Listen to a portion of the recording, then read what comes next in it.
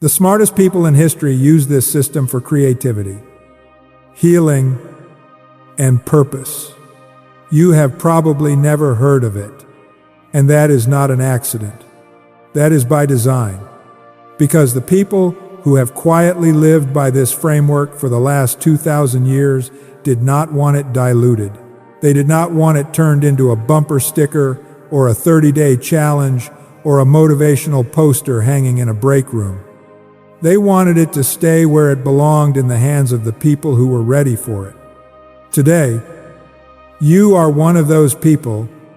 I do not say that lightly. You did not wander here. You were led here. So, before we go a single step further, I need you to understand something. What I am about to share with you is not a religion. It does not require you to change your beliefs, abandon your faith, or walk through any particular door. It requires only one thing from you: an honest and open mind. If you have that, then everything I am about to tell you can change the entire architecture of how you think, feel, create, and heal every single day for the rest of your life. Let me begin with a question. Not a soft question, a real one. Are you tired of fighting yourself? Have you ever looked at the storm happening inside your own chest and wondered why no one ever gave you a map to navigate it? Do you feel like you are constantly reacting to a world that seems designed to exhaust you, to diminish you, to keep you in a state of low-level panic from the moment you open your eyes in the morning until the moment you collapse into sleep at night? If you said yes to any of those questions, or even if you just felt something stir inside you when I asked them, then this video is for you. And I mean that precisely. Not generally, for you. Let me go a little deeper into that question, because I think the exhaustion I am describing is not just stress.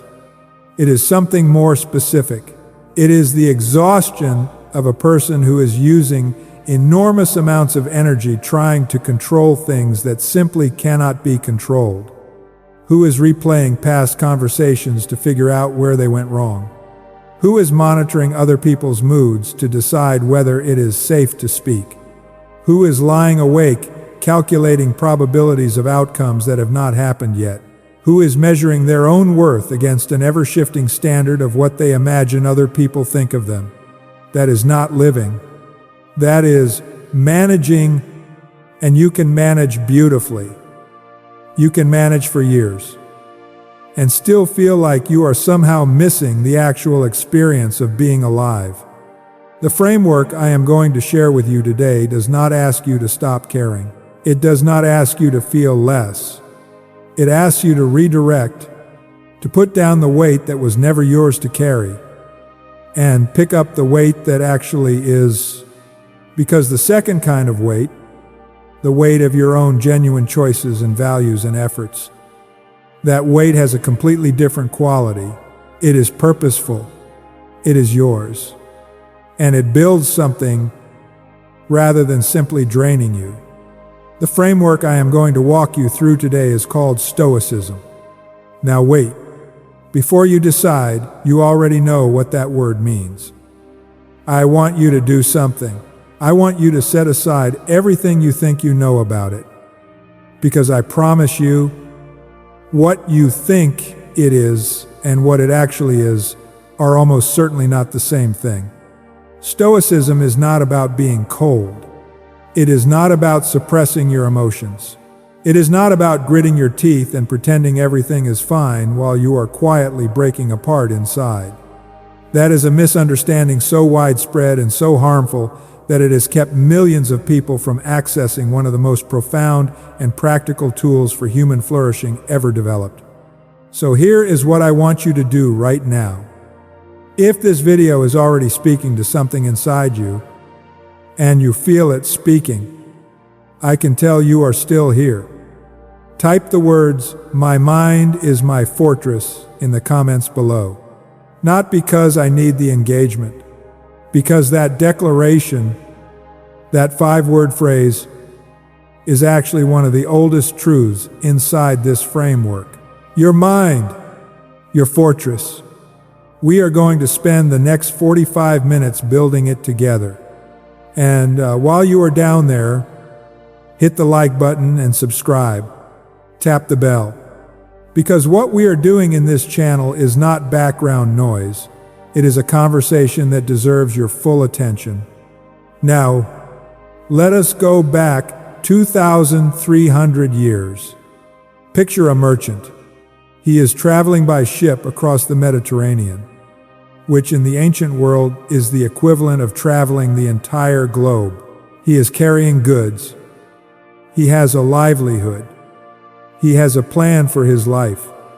His name is Zeno, and he is from Citium, on the island of Cyprus. His father has connections to the Phoenician trade routes. He is comfortable. He is ambitious. He is doing exactly what he was supposed to do with his life. And then the sea swallows everything. His ship goes down. His cargo is gone. His fortune is destroyed. He washes up in Athens with nothing but his life and the clothes on his back. And here is the moment that changes everything. Not just for Zeno, but for every single person alive today who is breathing easier because of what comes next. Instead of rebuilding his merchant life, instead of scrambling back to the familiar, Zeno walks into a bookshop in Athens. He picks up a text about the life of Socrates, and something ignites inside him that no shipwreck could ever put out. He turns to the bookseller and asks, "Where can I find men like this?" The bookseller points to a philosopher walking past in the street, and Zeno simply follows him. That is how Stoicism begins, not in a palace, not in a temple, not with a vision or a miracle or a divine announcement. It begins with a man who lost everything standing in a bookshop, asking where the wise people are, and then having the courage to follow one. Around 300 BCE, Zeno established his school in Athens. He did not choose a private academy. He did not teach behind locked doors to an exclusive few. He chose the Stoa Poikile, the painted porch, a public colonnade in the heart of the Athenian marketplace, where merchants and slaves and politicians and passers-by could all stop and listen. The word Stoic, the name we use for this philosophy to this day, literally comes from the Greek word for that porch, stoa, the place where it was taught, a public place, an open place, for everyone. Think about that choice. That was a declaration. Philosophy, Zeno was saying, is not for the elite. It is not for those who can afford private tutors. It is for the human being who is willing to stop walking and listen. That is the only entrance requirement, willingness to listen. Zeno organized his teaching into 3 areas: logic, physics, and ethics. But the heart of it, the thing that made people stop and sit down and reconsider their entire lives, was the ethical teaching, the answer to the oldest human question: how do I live well? Now I need to bring you forward in time. Because the Stoic tradition does not stay in Athens. It travels, it grows. It enters Rome, where it takes root so deeply that emperors and slaves both drink from the same well.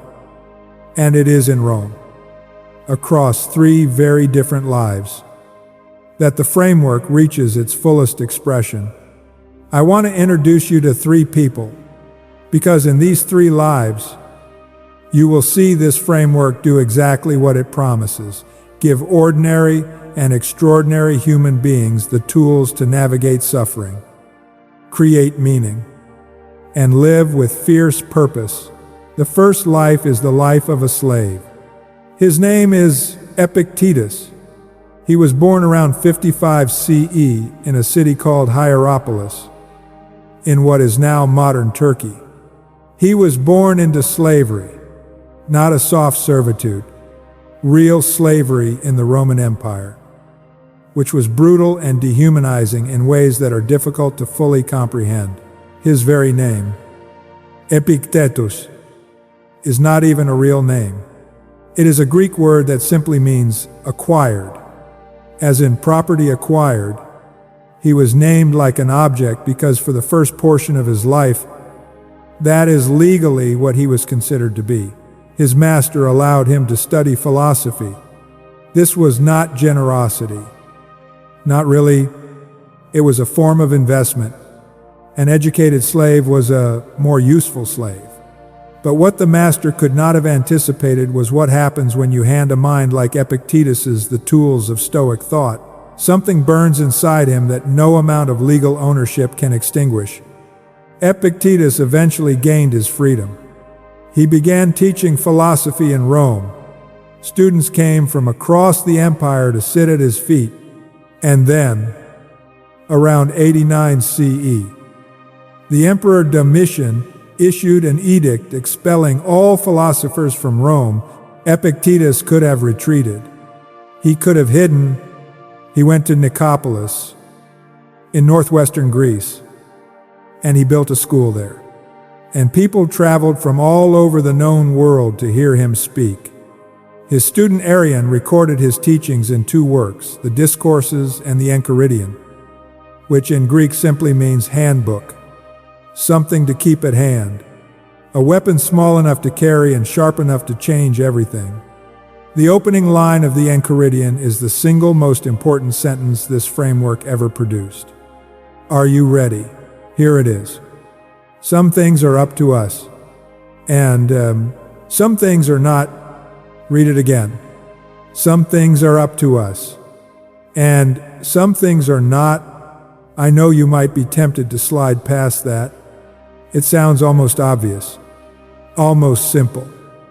But I want you to sit in that sentence for a moment, because everything that follows in this tradition, every practice, every teaching, every insight, is an elaboration of those 11 words. And most human suffering, I mean the kind that hollows you out and leaves you exhausted, comes from one single error. The error of treating the two categories as if they are interchangeable, of spending your energy and your anguish and your sleepless nights on the category that is not up to you, while neglecting, ignoring, or actively undermining the category that is what is up to us, our judgments, our choices, our desires, our attitude, our responses to what happens, the quality of our attention, the direction of our effort, the values we hold, and whether we act from them or betray them. These things belong to us in a way that nothing external can touch. Not the economy, not other people's opinions, not the diagnosis, not the betrayal, not the rejection, not the loss. What is not up to us? Everything else, other people's behavior, our health outcomes, whether we get the job, whether the relationship survives, whether the world recognizes us, whether things turn out the way we planned. Now hear me carefully. The Stoics are not telling you those external things do not matter. They are not telling you not to feel pain when something goes wrong. Epictetus himself experienced genuine suffering. He was enslaved. He was crippled. He was exiled. He felt every bit of it. What the framework teaches is something more sophisticated than feeling nothing. It teaches you to stop handing the keys to your interior life over to things you cannot control. Stop handing over the keys. That is the beginning. That is the foundation. And if you build nothing else on this foundation, you will already have something most people never find. But we are not stopping there. Let me bring you to the second life. His name is Seneca, born around 4 BCE in Cordoba, in what is now Spain. He was a writer, a statesman, a tutor to the Emperor Nero, and one of the most psychologically sophisticated thinkers who ever lived. His letters, written to a young friend named Lucilius, are so alive with self-awareness and practical wisdom that people read them today and feel as though Seneca is sitting across the table from them. Writing from the heart, writing as if he knows exactly what you are going through. In one of his most famous letters, Seneca writes about time. He writes that life is long enough if you know how to use it. That most of us do not have a shortage of years, we have a shortage of intention. We spend our hours on trivialities, on anxieties that never materialize, on the opinions of people we do not even respect, on the pursuit of things that do not satisfy us once we have them. And then we look up one day and the years are gone, and we feel cheated by time when the truth is we were the ones who spent it carelessly. There is a line in Seneca that I have thought about many times. He writes that we suffer more in imagination than in reality. Read that slowly. We suffer more in imagination than in reality. The future catastrophe that we spend weeks or months dreading, the confrontation we rehearse in our minds 100 times before it happens, the humiliation we anticipate and feel in advance. These things live in the category of what is not up to us, and yet we give them our most precious, present moment energy as if they are already happening. The Stoic practice interrupts that pattern. It says, come back to what is actually in front of you right now. Come back to what you can actually choose right now. The imagination can become a tormentor or a tool. This framework teaches you to make it a tool. I want you to hear that, not as an accusation, as an invitation. Where in your life right now are you spending energy on something that is not up to you? Where are you letting the opinions of people who do not know your story determine how you feel about your worth? Where are you lying awake at 3 a.m, rehearsing conversations that have already happened, or imagining catastrophes that have not? That weight in your chest, that hum of low-level dread that follows you through your days. That is what this framework is designed to address, not by pretending the hard things are not hard, by giving you a different relationship to them. Seneca writes with a tenderness and a clarity that the Stoic tradition does not always get credit for. He is not harsh. He is not demanding. He is a man who has also made mistakes, who has also spent time in exile, who has also wrestled with the gap between who he wanted to be and who he actually was on any given day. And he keeps writing anyway. He keeps reaching toward the framework anyway. Because the goal is not perfection. The goal is direction.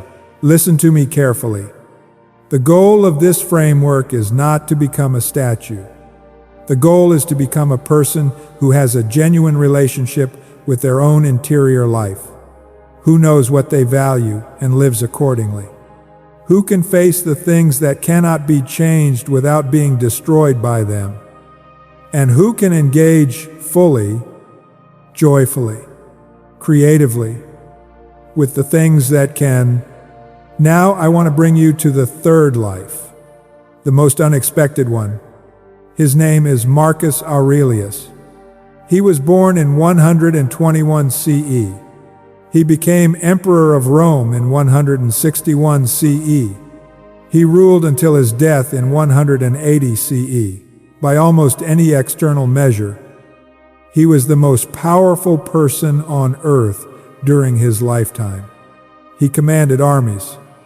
He governed an empire that stretched across Europe, North Africa, and into Asia. He had access to every comfort and luxury the ancient world could produce. And at night, in the middle of military campaigns, sleeping in tents on the frontier of the empire, he wrote in a private journal, not for publication, not for posterity, for himself, as a practice as a way of holding himself accountable to the values he said he believed in, as a daily exercise in remembering who he wanted to be and asking whether today he had actually been that person. Those private notes are what we now call the Meditations of Marcus Aurelius. They were written in Greek while he was on military campaigns between 170 and 180 CE. They were never meant for anyone else's eyes, which is part of why they are so remarkable. There is no performance in them, no posturing, just a man who held the greatest power of his age talking to himself with honesty and humility, reminding himself to be patient, to be just, to not be irritated by small things, to remember that every person he encountered was also a struggling human being doing the best they could with what they had. Stop right there. The most powerful man in the ancient world, with every reason to believe the rules did not apply to him, chose to spend his private hours holding himself to a higher standard, chose to practice this framework not because he had to, but because he understood, with the clarity that only real difficulty can produce, that the quality of a life is not determined by its circumstances. It is determined by the choices made within those circumstances. A slave, a statesman, an emperor, 3 lives that could not look more different on the outside, and all 3 of them turning to the same inner compass, all 3 of them practicing the same daily habits of mind. Now let us talk about what those habits actually are, because this is where it gets practical. This is where the framework stops being history and starts being yours. The Stoic framework rests on 4 virtues, not suggestions, not ideals to aspire to on a good day. Virtues, qualities that when practiced consistently become the character of a person, and the Stoics believed, and I think they were right, that these 4 qualities are the only real good. Everything else, money, health, reputation, comfort, these are what the Stoics called preferred indifference. Nice to have, worth pursuing when you can pursue them honorably, but not the source of genuine flourishing, and not something worth compromising your character to obtain. The 4 virtues are wisdom, courage, justice, and temperance. Let me give you each one. Wisdom is the capacity to see clearly, to know what is actually good, what is actually harmful, and what is simply indifferent. In practice, wisdom is the habit of pausing before you react, of asking yourself whether the story you are telling about a situation is actually true, or whether your fear or your pride or your desire is writing that story for you. Wisdom is the inner pause between stimulus and response. That pause is everything. That pause is where freedom lives. Courage is not the absence of fear. I want you to hear that again, because it is one of the most liberating truths I know. Courage is not the absence of fear. It is the ability to act in accordance with your values even when fear is present. To say the true thing when the easy thing would be to stay silent. To take the right action when the comfortable action would be to do nothing. To show up for the life you actually want to be living, even when part of you is terrified of what that might cost. Justice is the commitment to your right relationship with other human beings. In the Stoic framework, this is not just about fairness in some abstract legal sense. It is about recognizing that every person you encounter is a fellow rational being, doing their best to navigate the same confusing, painful, and sometimes beautiful experience of being alive. Justice means treating people accordingly.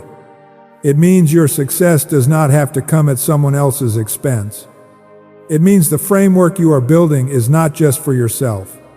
It is for the people around you too. Temperance is the practice of self-regulation. Not repression, not denial, regulation.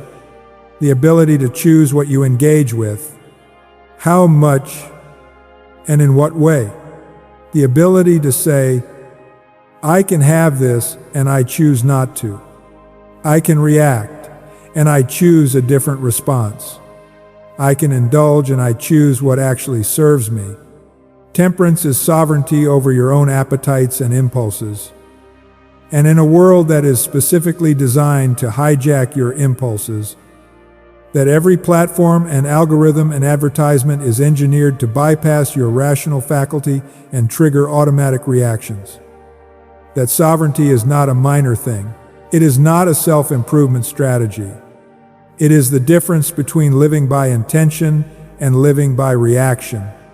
Between being the author of your days and being the product of whatever happened to grab your attention last. 4 virtues: wisdom, courage, justice, temperance. Here is what is profound about this framework. It does not ask you to believe in a particular God. It does not require a specific religious tradition. It does not exclude anyone based on culture or background or language or economic status. Zeno opened it to everyone who was willing to stop and listen. And the application of these 4 virtues does not look like anything other than the life you are already living, with more intention, more clarity, and more sovereignty over your own interior world. Now I want to give you 3 practical entry points. 3 things you can begin doing this week that will begin to transform how you experience your own life. Not in some vague, inspirational way. Specifically, measurably, in the moments where it matters most. The first practice is what I am going to call the morning delineation. Every morning, before the noise of the day starts, before you pick up your phone, before you open your email, before you speak to anyone, take 5 minutes, and in those 5 minutes, do one simple thing. Divide everything that faces you today into 2 columns. What is up to me, and what is not. Not to make yourself feel helpless about the second column, to make yourself feel free. Because the moment you genuinely stop treating things that are not up to you as if they are, you release an enormous amount of energy that was being tied up in what amounts to psychological friction. That energy comes back to you. It becomes available for the things that actually are in your domain. Your choices, your attention, your response, your values, your effort. Marcus Aurelius did something like this every single morning. He reminded himself that the day ahead would contain difficult people, frustrating situations, unexpected challenges, and things he could not control. He reminded himself of this not to despair but to prepare. Because the Stoic insight is that if you have already accepted that difficulty is part of the territory, difficulty loses its power to knock you completely off balance. You are not surprised by it. You are ready for it. 5 minutes. Every morning, 2 columns. What is up to me? What is not? Begin there. The second practice is what I am calling the evening audit. At the end of each day, before you sleep, ask yourself 3 questions. Did my actions today match the person I am trying to become? Where did I give my interior peace away to something that was not worth it? And what would I do differently tomorrow? This is not self-punishment. This is the same thing Marcus Aurelius was doing in his private journal on the frontiers of the Roman Empire. He was not keeping that journal to celebrate his victories. He was keeping it to stay honest, to stay close to his own values, to create a daily feedback loop between who he said he was and who he actually was when the pressure was on. Seneca wrote that we should not sleep until we have reviewed the events of the day with ourselves as the examiner. Not a harsh examiner, a fair one, because the honest review of a day is not self-cruelty. It is self-respect. It is treating your own growth with the same seriousness that an athlete treats their training or an artist treats their craft. The third practice is what I am going to call the reframe before the reaction. This one is hard. I will not pretend it is easy, but it is the one that, once you build it as a habit, will change your life more than almost anything else. The Stoics taught that events themselves are neutral. What we experience as harmful or upsetting is not the event itself, but our judgment about the event. This is not to say that genuinely bad things are not bad. It is to say that our interpretation of events, our narrative about what they mean, has enormous power over our experience of them. And, crucially, that interpretation is something we can influence. It is in the domain of what is up to us. So the practice is this. When something happens that triggers a strong reaction in you, before you respond, before you speak, before you act, insert a question, just one. The question is, what is actually true here? And what am I adding? Because what you will find consistently is that the raw event is often far less threatening than the story your mind immediately builds around it. Someone did not reply to your message. The raw event is no reply. What you add might be, they are angry with me. I have done something wrong. The relationship is in jeopardy. I am not important enough to respond to. I am going to lose this connection. All of that is a story. The event is a silence. And silence has 1,000 explanations. The reframe before the reaction does not tell you your feelings are wrong. It asks you to slow down long enough to get closer to what is actually true before you build an entire emotional architecture on what might be a complete fiction. That is the Stoic contribution to what we now recognize as cognitive behavioral therapy, one of the most evidence-based approaches to mental health in modern psychology. The connection is explicit and well documented. The founder of rational emotive behavior therapy, Albert Ellis, acknowledged direct influence from Epictetus. The framework that helps millions of people today recognize and interrupt their automatic thought patterns was already being taught 2,000 years ago on a public porch in Athens. Are you hearing what I am telling you? This is not ancient history. This is not philosophy for philosophy's sake. This is a map of the human mind that was drawn 2,000 years ago and has been accurate ever since. Because the terrain it maps has not changed. We are still the same creatures, with the same capacity for wisdom and the same capacity for self-inflicted suffering. The question is only which capacity we train. Now I want to talk about creativity, because I think this is the part that surprises people most. We tend to associate creativity with chaos, with spontaneity, with the wild and unpredictable, and there is something true in that. But the Stoic framework makes a very different argument. It says that the clearest, most creative thinking happens not in the mind that is scattered and reactive, but in the mind that has learned to quiet its unnecessary noise. Think about the experience of your best creative moments. Were they when you were anxious and distracted and tracking 6 different concerns simultaneously? Or were they when something settled inside you, when you found a kind of inner silence, even briefly, that allowed something genuine to surface? Creativity requires access to yourself, to your actual thoughts, your actual perceptions, your actual responses to the world, unclouded by the static of comparison and anxiety and performance.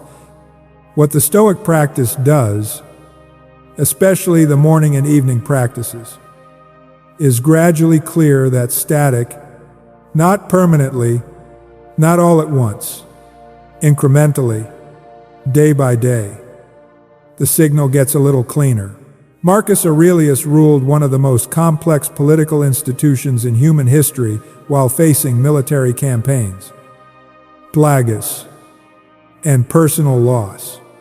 And yet he wrote with a clarity and a psychological precision that astonishes people who encounter it for the first time. That clarity did not happen despite the practice. It happened because of it.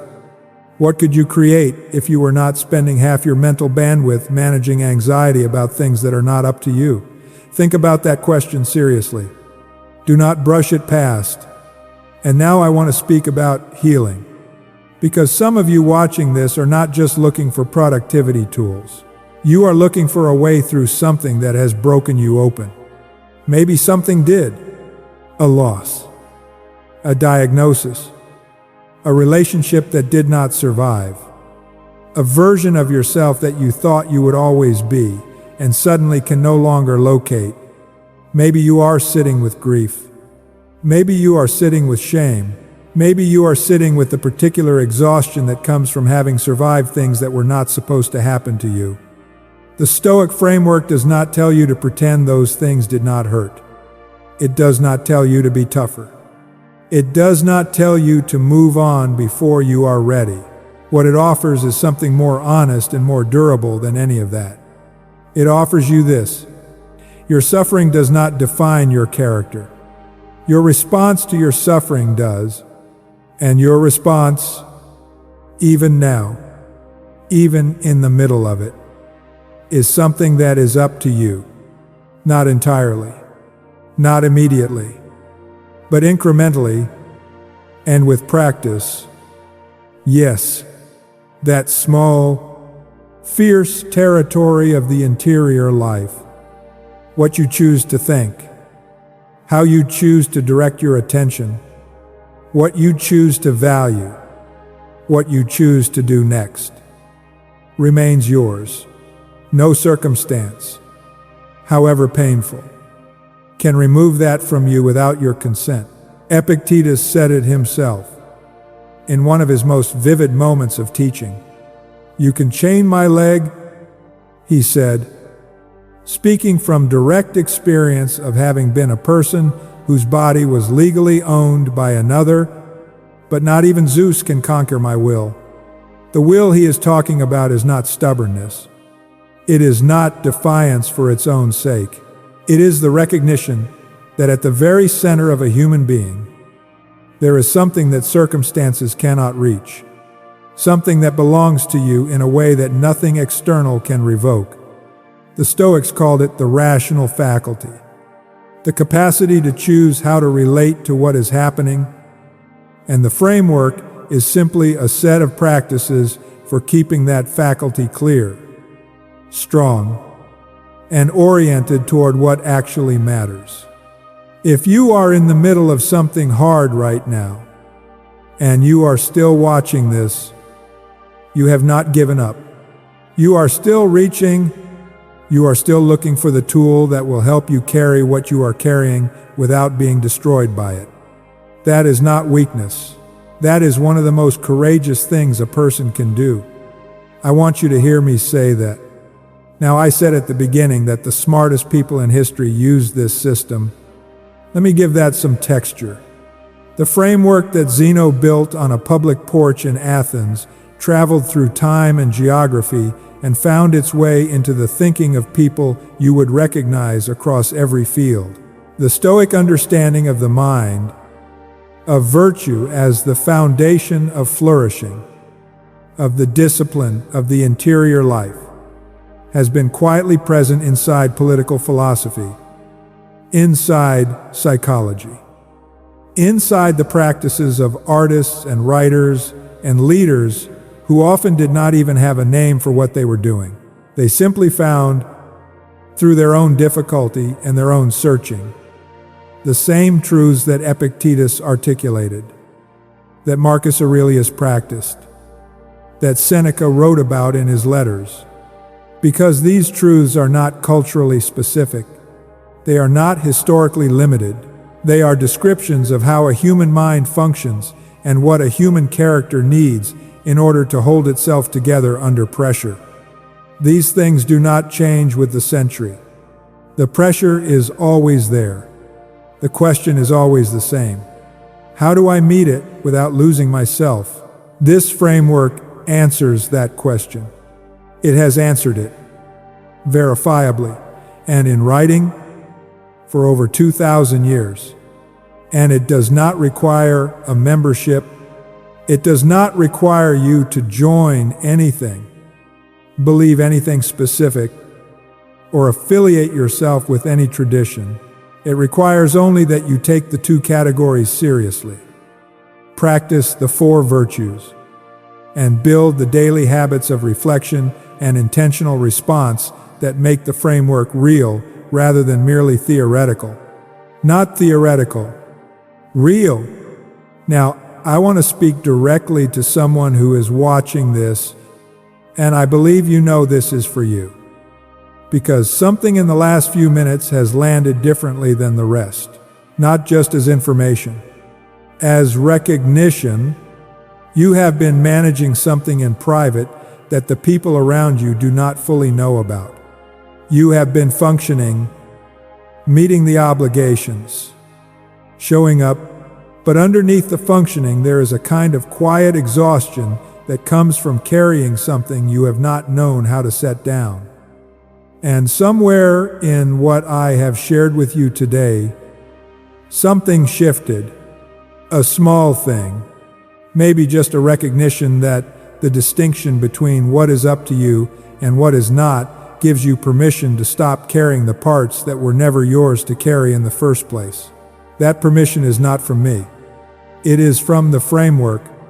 It has been waiting for you to find it.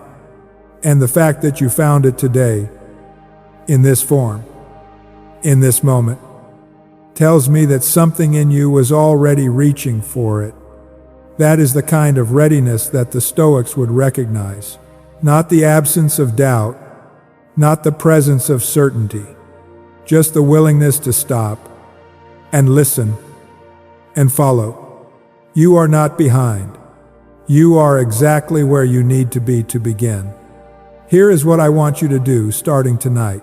Tonight, before you sleep, find a piece of paper or open a note on your phone and write down one thing that has been consuming your attention and your energy that genuinely belongs in the category of not up to me.